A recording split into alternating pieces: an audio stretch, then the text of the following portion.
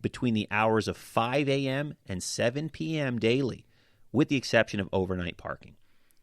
A lot to unwrap in that paragraph. Okay, so let's say I do have a reservation. I want to go up and sunrise something, and I have to start my hike at 2 in the morning. Mm-hmm. Okay, now my question is, can I just, is there going to be a gate? Are they going to block it off so I can't go in? Obviously, people have to be able to leave because they said they're doing after hours up to 10 p.m. Sure. So my question is, let's just say I'm able to go into the parking lot, and I do have a reservation at 3 in the morning. Can I just start hiking, and then when I come back, they can check my stuff? Mm-hmm. So they haven't expanded, entirely on this exact, because I've seen so many people that have questions. Of course. About There's this. a lot. Yeah. I mean, the idea of like limiting a time where you're allowed to go places is obviously going to cause a lot of questions. And in the hiking community in particular, 5 a.m. is not that early. And I also feel like I understand how it could be fair to say either keep that open all day or don't have that rule in there at all. But I know like the amount of people that are going to be at that parking lot between 10 p.m. and 5 a.m. Sure, it's minimal. The other way around, it's like, is someone just going to sit there and, talk to the 10 people? Are they going to pay someone to do that? So it's like, they're going to implement this time frame, but where are the loopholes around that, and how are they going to please everyone, or how is everyone going to be able to successfully do what they want to do with that? Where did you see the 10 p.m. thing? It's not here. It wasn't on this article. Okay. It was on an updated one. They said there's going to be like, for those who are arriving late, there's going to be like a, I don't think you'll be able to enter after 7 p.m., but someone will be there to let you out if you're coming late. Okay, so there will be gates. That I don't know. Perhaps that I have no idea. I mean, they obviously they kind of barricaded it a little bit when it gets full. Yeah, totally. Okay, so let's continue on in this paragraph, though. There's a lot of things to unwrap here. 70 available parking spots, and somewhere it said 6 people can go in a car or something. Yeah, each spot's got, it doesn't say it right there, but each spot is up to 6 people, is what I read. Which I don't quite understand that. But anyways, Round Mountain, Noonmark Mountain, and again, let's just verify too, in case you're about to hike the high peaks, or you're getting stoked to hike through the high peaks. Every mountain is accessible from other places, so let that be noted. And in general, if you were to do like a typical, round of the high peaks, you would probably hike the lower Great Range and Sawteeth from this parking lot, and you would probably hike Dial, Nippletop, Blake, and Colvin. So we'll give you 9 mountains, including Sawteeth on the lower Great Range, that would it be a pretty typical way of accessing those as far as the high peaks goes. So it's not, if it's only 9 mountains. So like because I've had multiple people message me about how like they were, getting super stoked to hike the high peaks this year, and, to try to become a 46er and do all that stuff. And this kind of like took the wind out of their sail. And I messaged all of them back and said, don't let it. Those mountains have so much to teach you, and so many adventures to have. And in the scheme of things, it's like, it really is. Well, again, you can access these mountains in other places, but if you wanted to do like a pretty typical route, that's 9 of the 46 that this would affect you at. And it's like, at that point, okay, just, make the appointment. And even if it's pouring and raining and crappy, you're going. And let it just be said, I think there's some concerns that I feel come back to the garden parking lot. Oh, yeah. Because that's you'll never get a spot there anymore. That's absolutely nuts. And it's like, okay, cool. Well, let's do the lower Great Range. We obviously can't get a spot at the AMR. Let's go to the garden. Now we have to park our cars downtown Main Street in Keene Valley and walk 2 miles in. Huge And, I mean, the thing is, don't get me wrong, the lower Great Range is very accessible from the garden. Sawteeth is a little bit of a pain. And then aside from that, there's Indian Head. Sawteeth is a huge pain, actually. I mean, just in general. The out and back that would require. Yeah. And then I think the biggest problem is going to be Blake for everyone. But it's like, I mean, Blake can't really be any worse than it already has been. Yeah. And that's, that stuff is still accessible from Elk Lake, and who knows if Elk Lake is going to even open up their parking lot this summer.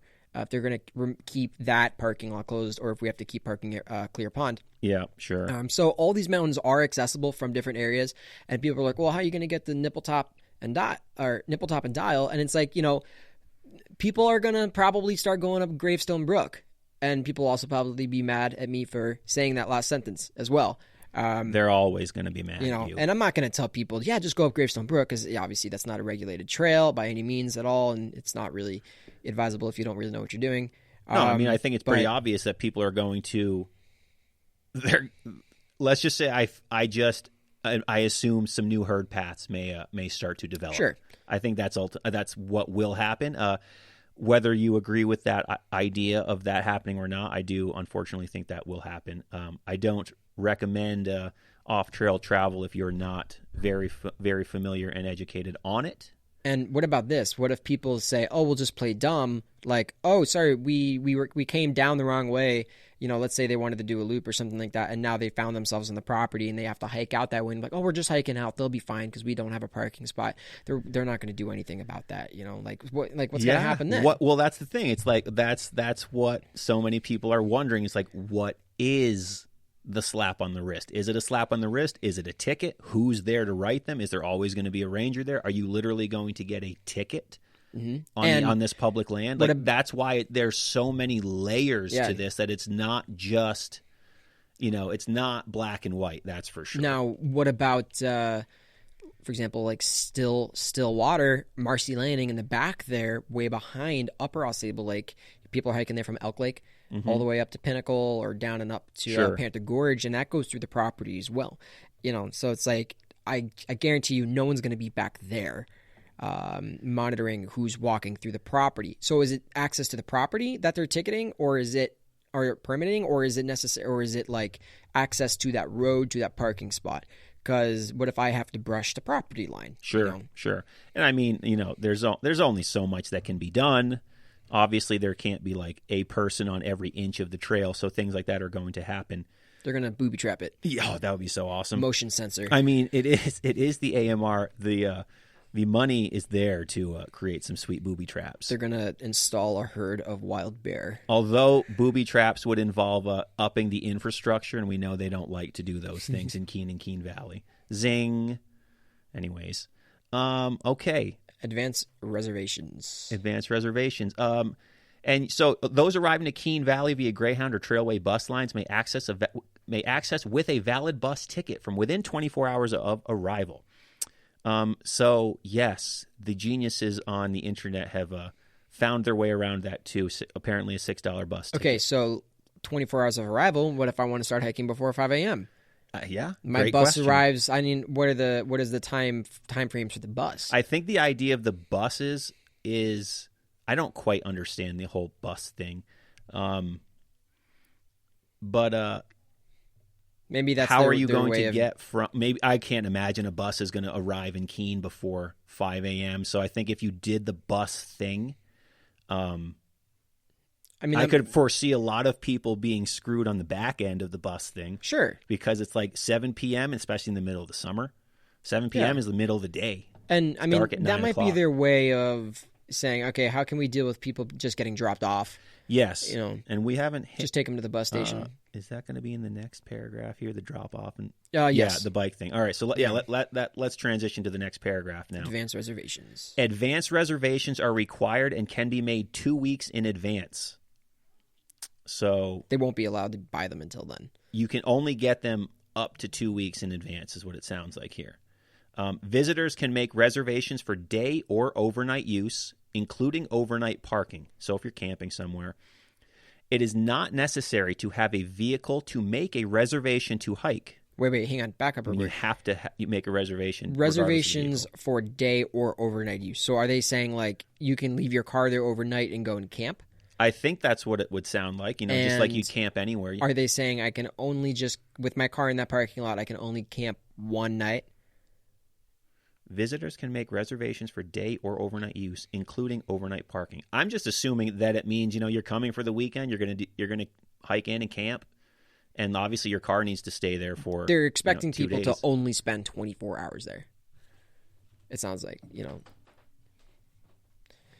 hold on. I mean, visitors can make reservations for day or overnight use, including overnight parking. I don't know. So the what overnight am I missing? use. So does that mean I can go and watch the sunrise? I can go and camp. So the overnight use. So you're it's like, saying if I wanted to hike, if I want to do a I arrive at 5 sunrise p.m. hike on Tuesday, I need to get a Monday night parking pass. I guess because it's for overnight. So is that something I'll be able to select? So No, it's like, yeah, okay, totally. I'm arriving at 5 p.m. I get my it. spot. I'm assuming there's going to be a spot right there. You know, because what if people start parking weird and it's like, okay, there's only 68 spots available. Yeah, sure. That will be I mean, I assume they're going to cover the whole like parking line thing, kind of similar to what they did at the lodge. Even though, like again, like so a couple wooden signs isn't going to necessarily do anything. But I'm not trying to be skeptical. Right. It's just like that's the reality of it. It is not necessary to have a vehicle to make a reservation to hike. Those being dropped off and those arriving by bicycle must check in at the AMR hiker parking lot and produce a valid reservation. All bicycles must be left at the hiker parking lot where a bike rack will be provided, and portable restrooms will be available at the parking lot for visitor use. And Jonathan, Zaharek, and I will be there to clip the lock off of your bike, and we will be there for selling the bike at High Peak Cyclery, used. So you can come buy the bike back from us at High Peak Cyclery, where Jonathan is an employee. Visitors can begin registering. Wait, that last part's true. Just saying that last statement. Jonathan does work at High I do Peaks, work but there. That's the only truth to that statement. We will not steal your bikes, though. We probably won't steal your bikes. We might not steal your bikes. Okay, continue. We're definitely going to steal your bikes. All restrooms will be available at the parking lot for visitor use. Visitors can begin registering at the new hiker reservation web portal, hikeamr.org. Write it down, hikeamr.org, which will go live on April 15th with reservations beginning May 1st. Some guy's going to come in here. I totally know it. He's going to find some way to hack the system and buy out every single one. Oh, man, scalping these tickets will be big bucks. Yeah. And I'm a businessman. My gosh. I am all about it. Yeah. Also, too, it didn't say that in this part of the article, though, but you can't, or did I breeze through it? There are no drop-offs. Those being dropped off and those arriving on bicycle must check into the AMR and have a valid reservation. Yeah. So this is the part where so many people have problems with it. Me included. It's like, it isn't just about parking. So like, if I have the conversation with someone and I say, you know, I don't like the idea, but at the same time, those are AMR's parking lots. So yeah, they can do whatever they want with it, you know, without, you know, it is nice of them to allow us to park there for free. So but that's true. And now this is where you're limiting literally access. You're literally limiting walking on the lands. And this is where the whole idea of what are the details of this easement, or how are they abiding by or, breaking the rules of the easement, the public easement to just access the land.